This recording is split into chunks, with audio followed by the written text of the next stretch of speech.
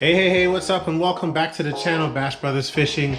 Today I'm going to be installing a hoist, and I got this Harbor Freight hoist right here behind me. I'm going to be installing this above my boat. I have one boat, but I have two motors. I have a gas motor and an electric motor, and the electric motor battery weighs 200 pounds. So it's a very big battery, requires a lot of strength to lift it, and lifting it, which I've done a few times already, it's tough, and I have to lift it up to chest height, 200 pounds, in and out this boat. And I know it's just a matter of time before I actually drop this thing, and that's not going to be a good day. I need to be able to lift this battery in and out this boat without killing my back any more than I have already, and I need to be able to do this as frequently as I need to swap out between my gas motor and electric motor. I wanted to get this on the channel for anyone out there that's faced with this situation, or is just installing a hoist and need one for whatever they need to be lifting. Hopefully this video helps you out. All right, so here's the hoist. Just picked this up from Harbor Freight, and it's pretty inexpensive, guys. This is the smallest one they have, and it lists for up to 440 pounds, double line, and single line 220. Just going to do a quick unboxing. First, we have the screws that come with the hoist, and they go into this, which screws into the top of the actual hoist that keeps it in place. And let's try to get this guy out of here. I like how compact this is. I'm feeling really good about this. I didn't want a crazy large hoist, so this is pretty compact. This is the smallest one they sell. Got it for around $100. This is the hoist itself. It's remote controlled. You've got your power, and the rest is just installing it. You've got your cable right here, and what I'm going to be securing it to is this uni strut I bought from Home Depot. This is 12 gauge, so I'll be cutting this to size. I've got a 4x4 that I'll need to cut, because up above in my attic, I don't have struts going in the right direction for me to install this uni strut to. So I'm going to use these 4x4s, and I'm going pretty heavy duty. I want to keep this worry free and not have to worry about anything falling out my ceiling, especially with a 200-pound battery underneath it. I've got a quick lock here. I've got what Lowe's like to call interlocking spring snaps. Fancy name. Got a couple of straps right here, and I'm going heavy duty on the straps. I'll be creating a basket to hoist the battery up. So this is more than enough. This can hold up to 4,000 pounds. The battery is only 200 pounds. I've got some other bolts here. I went and bought different sizes because I'm not sure which one I'll land with, but I've got 10, 8, and 6-inch long hex bolts. I've got some flat washers here. Actually picked up these bolts too, but I don't think I'm going to use them. And I've got lock washers and nuts for the bolts. And then I got some general purpose screws, some really strong self-drilling screws. This will be used to secure the 4x4 up. And I'm going to use a lot of these, along with these right here, guys. I forget what these are called, but these are used to secure the 4x4s into the wall as well. So I'm going to be running screws into this, as well as using this to install it into the wall. All right, so that's a quick rundown. I'll leave everything linked in the description below, so you won't have to second guess or look far or spend a lot of time researching this on your own. I've already gone up in the attic above the garage and measured the space between the studs, and they measure 22.5 inches in between the studs. So I'm going to cut my 4x4 in two 22.5-inch pieces. I've got my mark right there, marked it all the way around. I'm gonna take my circular saw and cut all the way around so I can cut straight through this. And then I'll be cutting a 36-inch, a 3-foot long piece of the uni strut.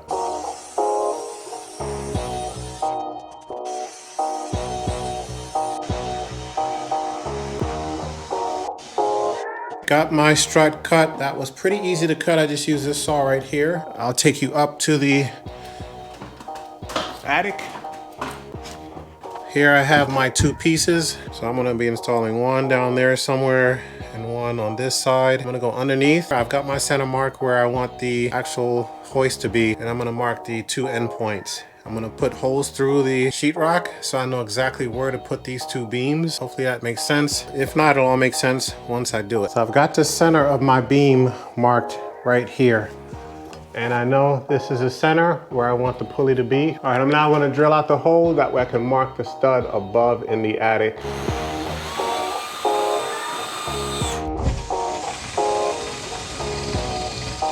I'm going to be using joist hangers for extra support for these cross beams. Just right down in here. So I'm going to now go underneath, go back in the garage, and mark my hole, the hole I drilled out in the sheetrock in the ceiling of the garage. Mark my spot where I'm going to drill through this cross beam. So I've got my point of contact, so I'm going to drill my hole right there.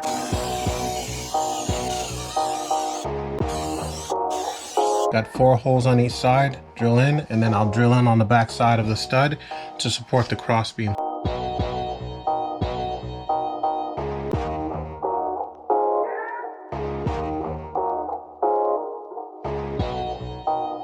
I will cut the ends of these screws off. I didn't have any short ones, so I had to put long ones through. What I'm gonna do now is, just as an extra step to make this thing extra sturdy, I'm gonna take a 2x4 and mount this right on top of it. Screw it down here, screw it down there. I'll probably drop some screws in here as well. But first I gotta line this up and bore a hole through it so this bolt can go all the way through. I'm ready to do the final steps, and that's to get this ready. This is where you take the screws that came with the hoist and you mount these rails onto the top. The holes are pre-drilled, so you don't have to worry about it, think about it, or anything like that.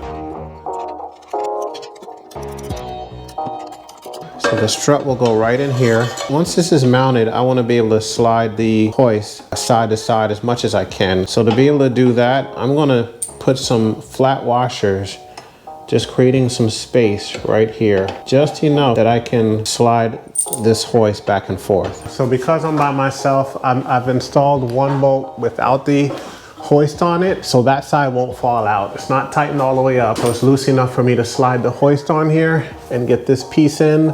And I should be able to at least slide the hoist over to this side, and there be enough weight on that side where I can quickly go up top and secure this bolt as well.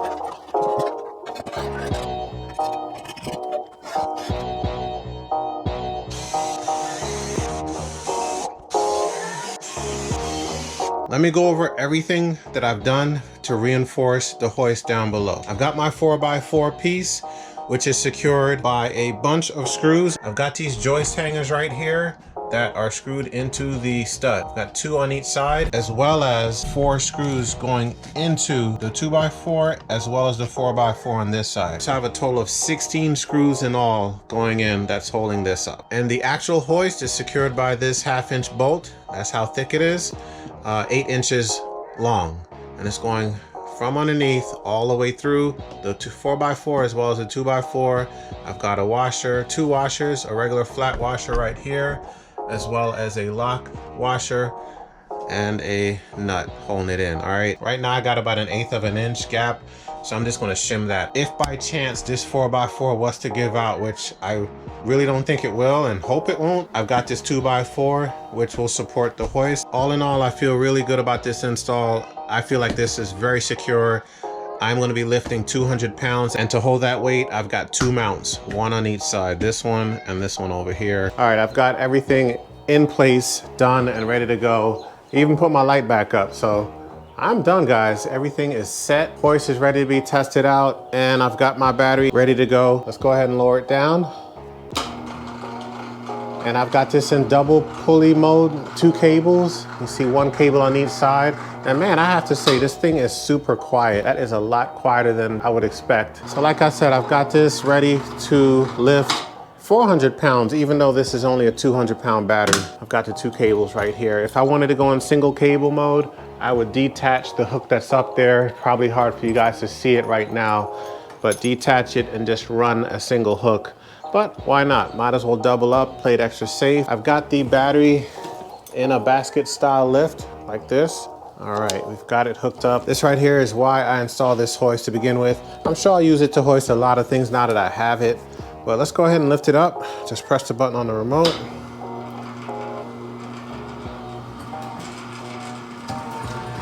Look at that. Oh my gosh, so easy. Go ahead and lift it up some more.